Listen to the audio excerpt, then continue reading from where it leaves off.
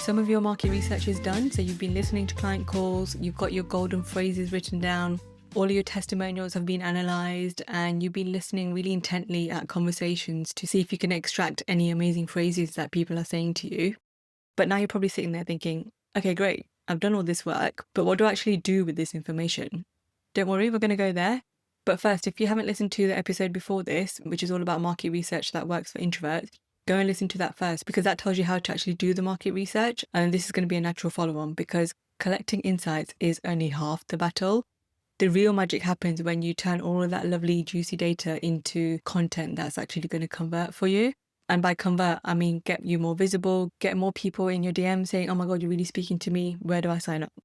If you're new here, hello and welcome to Quiet Confidence with myself, Anita Popat. This podcast is all about helping introverted entrepreneurs market their thing without changing who you are. Let's start with the most important thing, which is that your research isn't just for content ideas, it's actually the basis of your messaging. Like when you know exactly the language your clients use to describe their problems and desires, you're not guessing anymore, you're speaking directly to what's already in their heads because they've told you what it is. But where most people go wrong is that they'll take a phrase like, oh, I feel like I'm winging it, and they'll just stick that into a post. And that's not really strategic because you're just repeating back what someone said. We can go better than that. What you want to do is, instead of using that phrase, I feel like I'm winging it at face value, use it to inform everything about how you communicate about that particular thing. For example, I have a lot of people on client calls tell me that they feel like they're winging it. So although I might use that phrase in content, I also talk about things around that, like what does winging it actually mean? What does it feel like? How does it come up in their everyday lives? So I'd create content about the feeling of not having a solid foundation, of making it up as they go along. I work with introverts, so a lot about energy management. So if you're always feeling like you're winging it, you're constantly feeling like you're chasing your tail. That takes up energy because you're always going to be thinking about, oh, what should I talk about? What should I do next? That kind of stuff. Sometimes people might say they feel invisible in their own marketing. So instead of using that to shape my whole messaging, I might talk about being seen, about taking up space, the difference between feeling like you're being visible but actually being visible. So the content addresses that deeper fear of like not mattering and being overlooked rather than just a surface level, oh, I feel like I'm being ignored.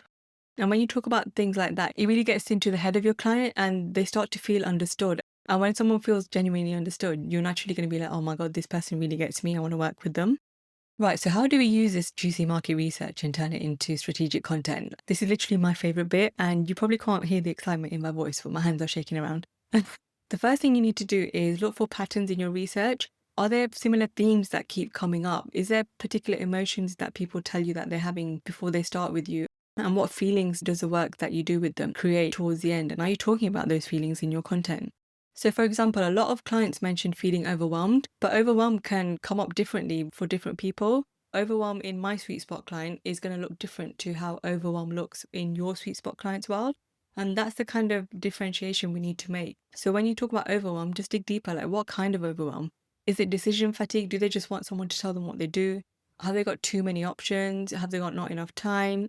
All of these would lead to completely different content approaches. You can also use the so what method. So if someone says, oh, I'm feeling overwhelmed, you keep saying so what, normally like 5 to 7 layers deep until you get to the root cause of like what the real reason is. That's the content that you want to use. And I've already said it, but this is where our introvert superpowers really shine because we naturally think in layers. We don't just take things at face value. I mean, I don't anyway. We're always thinking, why is that? Like, why? I wonder why they're thinking that, or I wonder why they're doing that. And that really works in your favor when you're doing market research. You can use it to create what I call mirror content. So this is a content that reflects back their experience so accurately that they think, oh my God, how did she know that? Let's say your research shows that your client starts projects with excitement, but then gets really stuck halfway through and never finishes them. We can write something like, I don't know, off the top of my head, you know that feeling when you start something new and you're buzzing with excitement? You've got all the energy, all the ideas, you can't wait to dive in, but then somewhere around the middle, it all just stops. The excitement fades, doubt creeps in, and suddenly that thing you were so passionate about feels like a chore. I mean, that makes me feel seen. If you're sitting there thinking, oh my God, that's me, that's what you want mirror content to do. You're not giving advice yet. You're just reflecting their experience back to them so they feel seen. When we create mirror content, I often say to my clients, like, paint the picture. I could have just said the same thing with a sentence like, oh, you start things, but then you don't finish them. But where's the emotion in that?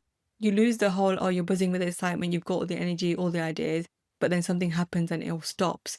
like the excitement fades, the doubt creeps in. Imagine a movie scene, we're writing a script for how that person is feeling.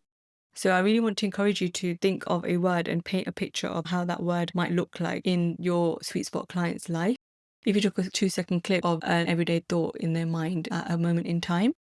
You can also use your research to create educational content that addresses their actual knowledge gaps, not the ones that you think they need to know about. So, for example, I had a client who thought that she was being too technical in her content. But when we did the market research, it wasn't that they were struggling with the technical side of the service. They were struggling with knowing when they were ready for it. So instead of creating more how-to content, she created when-to content.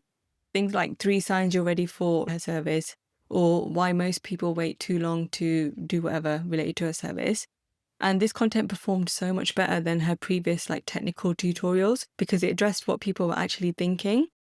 Now, here's something really crucial that you may not have thought about, but your research should also inform the tone of your content, not just the topics that you're talking about.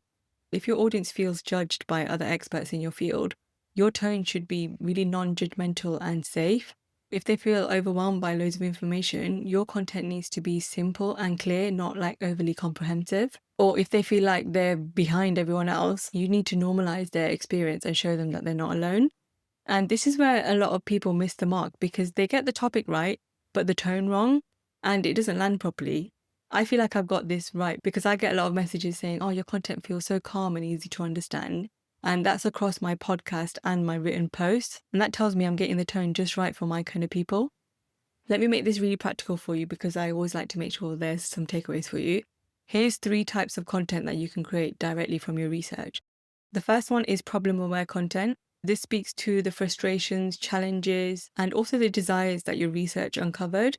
Things like the real reason your marketing feels hard or why you can't seem to find your voice online.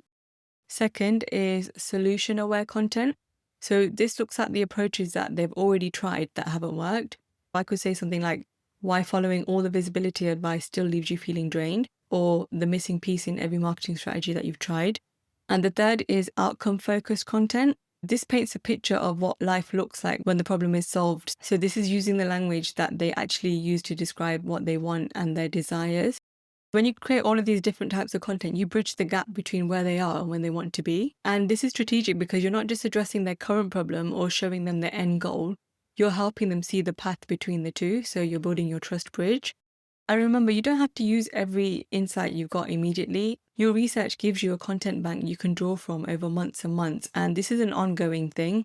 I have a client language journal with different categories in it, so current frustrations, past experiences, future desires, the language they use, the language they avoid, and each category feeds different types of content, and it's a work in progress.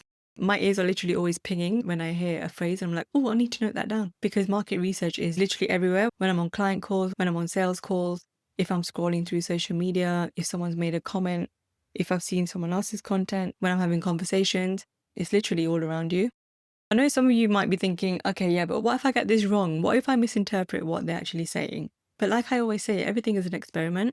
Pay attention to how your content performs, and if something doesn't land the way you expected, that's fine, that's more research. What did you miss? What assumption did you make? Maybe that angle doesn't land and we can try a different angle. It's all good information, and this is actually one of the biggest advantages of doing your own research rather than buying into some generic audience report. You can test, you can adjust, and you can refine because you've got direct access to your people.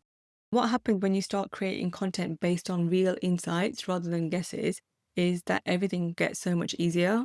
You stop staring at blank pages because you know exactly what to say. You stop second guessing your posts because you know they're addressing real needs.